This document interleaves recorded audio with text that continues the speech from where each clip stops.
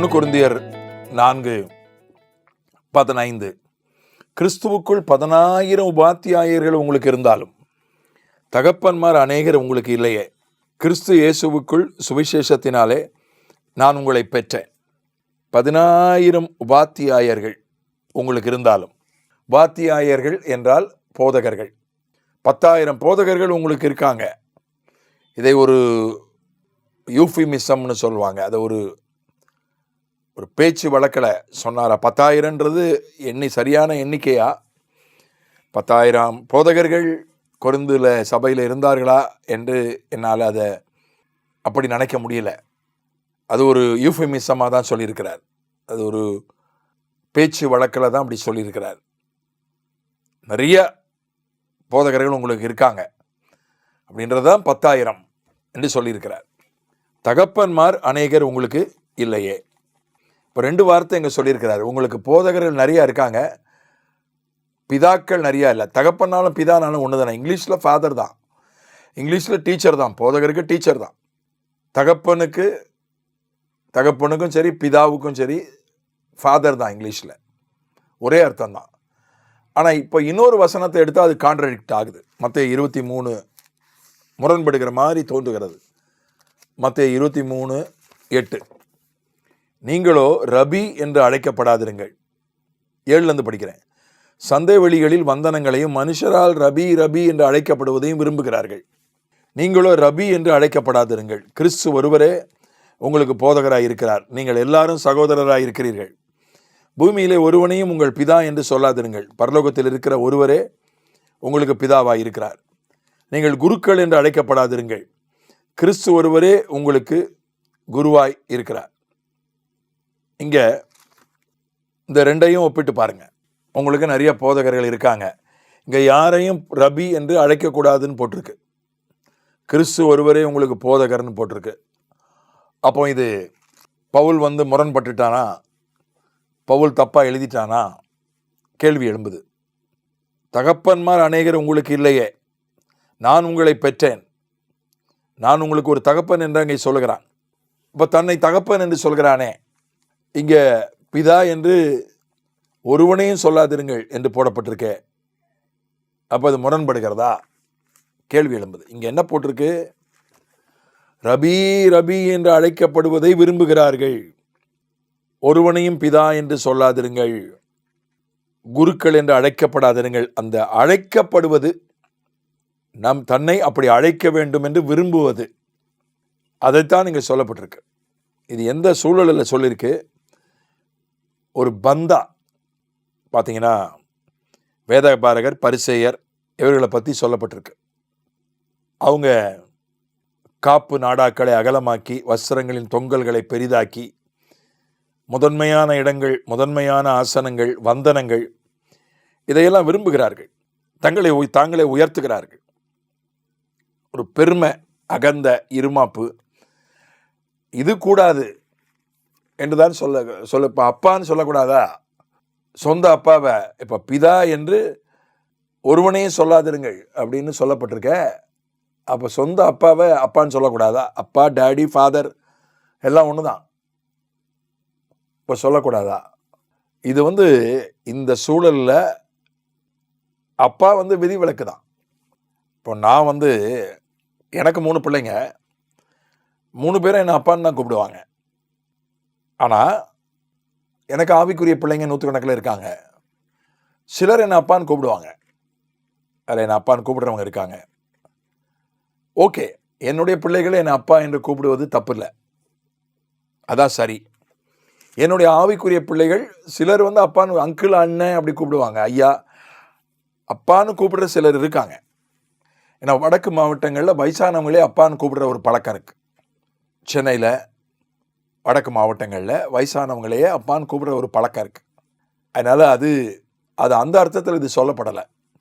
அதாவது நான் என்ன சொல்கிறேன், என்னை எல்லாரும் அப்பான்னு தான் கூப்பிடணும், அல்லது என்னை ஃபாதர் தான் எல்லாம் கூப்பிடணும்.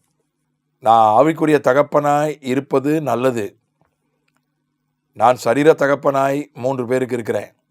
அப்போ அவங்கெல்லாம் என்னை அப்பான்னு கூப்பிடுறாங்க. அவங்க எல்லாரையும் நான் அப்பான்னு கூப்பிட சொன்னேன்னா அது தப்பு. எல்லாரும் என்னை ஃபாதர்னு தான் கூப்பிடணும். இப்போ ஃபாதர் பெர்க்மேன்ஸ் இருக்கார், அவரை ஃபாதர்னு தான் நான் கூப்பிடுறோம்.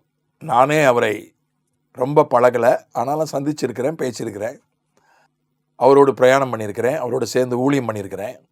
அவரை நான் ஃபாதர்னு தான் கூப்பிடுவேன். எப்படி கூப்பிடுறது அவர்? ஏன்னா அவர் ஃபாதர் அப்படி எல்லாரும் கூப்பிடுறோம். அவர் ஆனால் தன்னை அப்படி கூப்பிட சொல்லலை. என்னுடைய ஆவிக்குரிய மகன் அவரோடு உதவி ஊழியராக இருக்கிறார்.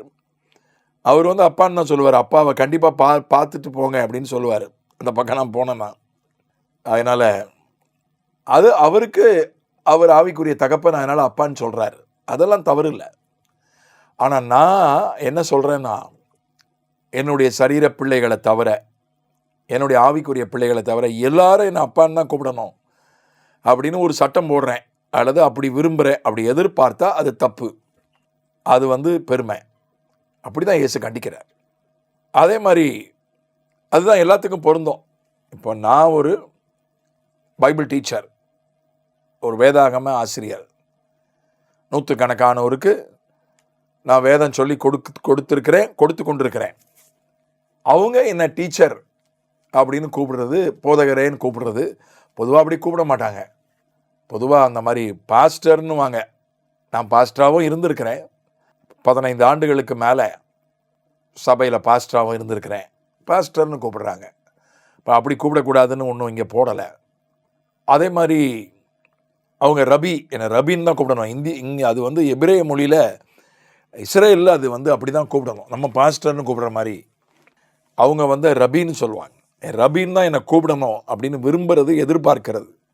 இப்போ நான் என்னை வந்து சிலர் வந்து பிரதர்னு சொல்கிறாங்க, சிலர் வந்து ஐயான்னு சொல்கிறாங்க, என்ன 1-2 பேர் தாத்தான்னு கூட சொல்கிறாங்க. சின்ன பிள்ளைங்க அங்கிள்னு சொல்கிறாங்க, சார்னு சொல்கிறாங்க. ஏன்னா அவங்க, நான் ஒன்றும் அதை பற்றி கேட்குறதே இல்லை. எப்படியும் சொல்லிட்டு போட்டோம், அவங்களுக்கு என்ன பிடிக்குதோ, என்ன வசதியோ சொல்லிட்டு போட்டோம். நான் வந்து ஒரு சண்டே ஸ்கூல் ஆசிரியர் எங்களுக்கு இருந்தார். அவர் என்ன சொன்னார்னா, எப்போவும் சண்டே ஸ்கூல் ஆசிரியர்களை நாங்கள் அண்ணன் தான் சொல்லுவோம். பள்ளிக்கூட மாணவர்களாக இருந்தபோது இல்லை, விபிஎஸ்க்கு அவர் கிளாஸ் எடுக்க வந்தார். விபிஎஸ்க்கு மட்டும் வந்தார். அவர் சின்னதாக ஒரு நர்சரி பள்ளிக்கூடம் நடத்திட்டு இருந்தார். அப்போ வந்து அவர் என்ன சொன்னார், அவர் அண்ணன் கூப்பிட்டார். அவர் சொன்னார், என்னை அண்ணன் கூப்பிடாதீங்க, ஏன்னா நான் ஒரு பள்ளிக்கூடம் நடத்திட்டு இருக்கேன், நான் தான் ஹெட் மாஸ்டர், நான் தான் பிரின்சிபல். நீங்கள் என்னை எங்கேயாவது பார்த்து அண்ணன் கூப்பிட்டீங்கன்னா அது என்னுடைய ஆசிரியர்கள், என்னுடைய பிள்ளைகள் மத்தியில் எனக்கு அது ஒரு மாதிரி இருக்கும். அதனால் என்னை சார்னே கூப்பிடுங்கன்னார். எங்களுடைய பாஸ்டரை, என்னை அபிஷேகத்துக்குள்ளே நடத்தின பாஸ்டரை நாங்கள் அண்ணன் தான் கூப்பிடுவோம் கடைசி வரைக்கும். ஐயா அலெக்சாண்டர் அவர்கள் தீர்க்காயுசாக சமீபத்தில் தான் கர்த்தருக்குள்ளே கடந்து போனாங்க. கடைசி வரையும் அவங்கள அண்ணன் தான் கூப்பிட்டோம். ஆனால் இன்னொரு பாஸ்டரை நாங்கள் போய் அண்ணன் கூப்பிட்டப்போ அவர் சொல்லிட்டார், என்னை அண்ணன்லாம் கூப்பிடாதீங்க, பாஸ்டர் தான் கூப்பிடணுன்ட்டார். அந்த மாதிரி ஒரு மனோபாவத்தை தான் இங்கே ஆண்டவர் கூடாது என்று சொல்கிறார். என்னவும் கூப்பிடுங்கய்யா, அண்ணன்னு சொல்லுங்கள், பிரதர்னுங்க, ஐயானுங்க, சாருனுங்க, தாத்தானுங்க, அப்பானுங்க, அது உங்கள் வசதி. நான் எதிர்பார்க்கக்கூடாது. நீங்கள் எல்லாம் அப்பான்னு தான் கூப்பிடணும், பாஸ்டர்னு தான் கூப்பிடணும். குரு, நீங்கள் குருக்கள் என்று அழைக்கப்படாதிருங்கள். மாஸ்டர், இங்கிலீஷில் மாஸ்டர், பாஸ். ஒரு விதத்தில் பார்த்தா மாஸ்டர்ன்றது பாஸ் தான். அதாவது பாஸ், இப்போ ஜீன்னு வந்துட்டு புதுசாக ஒருத்தர் ஜின்னு கூப்பிட்டுக்கிறாங்க அவர்களே. இப்போ நாங்களாம் வாலிபர்களாக இருந்தபோது என்ன பாஸ், எப்படி இருக்கீங்க, அப்படி தான் சொல்லுவோம். அது வந்து ஒரு தோழமையோடு சொல்கிறது, பாஸ்ன்னு சொல்கிறது. ஆனால் குருஜி, எனக்கு ஒரு நன்றாக தெரிந்த ஒரு சகோதரன், ஊழியக்காரர் தான். அவர் ஆசிரியராக இருந்து, மகாராஷ்டிராக்காரர், ஆசிரியராக இருந்துட்டு அவர் ஊழியத்துக்கு வந்திருக்கிறாரு. அவரை குருஜின்னு சொல்லுவான். முதல்ல ஆசிரியராக இருந்தே அவர் ஊழியத்தில் இருந்தார். மகாராஷ்டிராவில் நான் போய் அவர் எனக்கு மொழிபெயர்த்திருக்கிறாரு. என்னை ரொம்ப நேசிப்பார். அவர் எல்லாரும் குருஜின்னு வாங்க, நானும் அவரை குருஜின்னு தான் சொல்வேன். இப்போவும் குருஜி எப்படி இருக்காருன்னு கேட்பேன் மகாராஷ்டிராவில் வந்து யாராவது வந்தா. ஏன்னா அங்கே வந்து ஆசிரியர்களை குருஜின்னு தான் சொல்கிறாங்க. அவர் என்னை குருஜின்னு தான் கூப்பிடணும்னு சொன்னால், எதிர்பார்த்தா, விரும்பினா அது தப்பு. மக்களே கூப்பிடுறாங்க, மக்களே அவங்க செய்கிறாங்கன்னா அது தப்பு இல்லை. இங்கே வந்து வார்த்தைகள் முக்கியம் இல்லை. இங்கே வந்து அப்படி அழைக்கப்படுகிறவரின் அந்த மனபாவம் அதுதான் முக்கியம். அவர் பெருமையோடு இருக்காரா, தாழ்மையோடு இருக்கிறான்னு தான் முக்கியம். ஆகவே இதை எழுத்தின்படி எடுத்துக்கிட்டு நல்ல ஊழியக்காரங்க, பிரதரன், அந்த பிரதரன் மாதிரி சபை பிரிவு, அதை ஒட்டிய சிந்தனை உள்ளவர்கள், நல்ல ஊழியக்காரங்க கூட இதை ரொம்ப எழுத்தின்படி எடுத்துக்கிட்டு ரொம்ப அதை சகரியா பூனன் போன்ற அவரை விமர்சிப்பதற்கு எனக்கு தகுதி கிடையாது. இன்னும் சொல்லப்போனால் ஆர் ஸ்டான்லி அவர்கள் கூட, அவங்களெல்லாம் விமர்சிக்கிறதுக்கு எனக்கு தகுதி கிடையாது. அவங்களுடைய போதனையெல்லாம் என்னை ரொம்ப ஆசீர்வதிச்சிருக்கு, அவங்கள ரொம்ப மதிக்கிறேன். ஆனால் அவர்கள் இந்த விஷயத்தில் ரொம்ப அப்படி கூப்பிடக்கூடாது, இப்படி கூப்பிடக்கூடாது, அப்படி பட்டம் கூடாது, பாஸ்டர்னு போடக்கூடாது, பிரதர்னு தான் போடணும் அப்படின்னு சொல்கிறது, அது சரியானது அல்ல என்பது என்னுடைய தாழ்மையான கருத்து. ஆமென்.